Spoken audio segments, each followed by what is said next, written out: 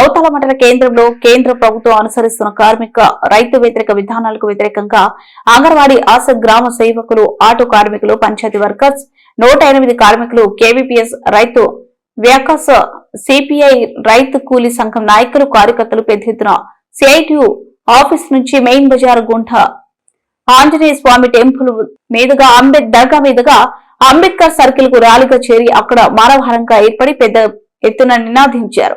అంగన్వాడీ నాయకురాలు అధ్యక్షతన జరిగిన సభను ఉద్దేశించి రైతు సంఘం జిల్లా ఉపాధ్యక్షులు కె మల్లయ్య, రైతు కూలీ సంఘం నాయకులు జగదీష్ సంయుక్తంగా మాట్లాడారు. కార్యక్రమంలో రైతు సంఘం మండల కార్యదర్శి బి ఈరన్న, నాయకులు హనుమంతు, నాగరాజు, వీరేష్, నారాయణ, అంగన్వాడీ నాయకురాలు విజయలక్ష్మి, రోజ్, మేరీ, మీనాక్షి, దీప్తి, రత్నమ్మ, శోభ, విజయలక్ష్మి, రాధా, ఆశ నాయకురాలు విజయలక్ష్మి, చాన్బి, కేవీపీఎస్ నాయకులు చిన్న మారయ్య, వీరేష్, ఆదాం, నాగరాజు, పంచాయతీ కార్మికులు వెంకటస్వామి, రైతు కూలీ సంఘం నాయకులు జగదీష్, మా భాష, వీరేష్, అక్రమ్, సిపిఐ నాయకులు ఈరన్న తదితరులు పాల్గొన్నారు.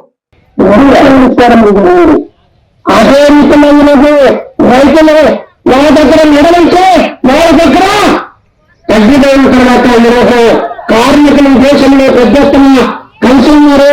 ఈ ఆధారమైనటువంటి రైతులు సంబంధించినటువంటి అక్కడ మా ఆటలు సాగలేదు.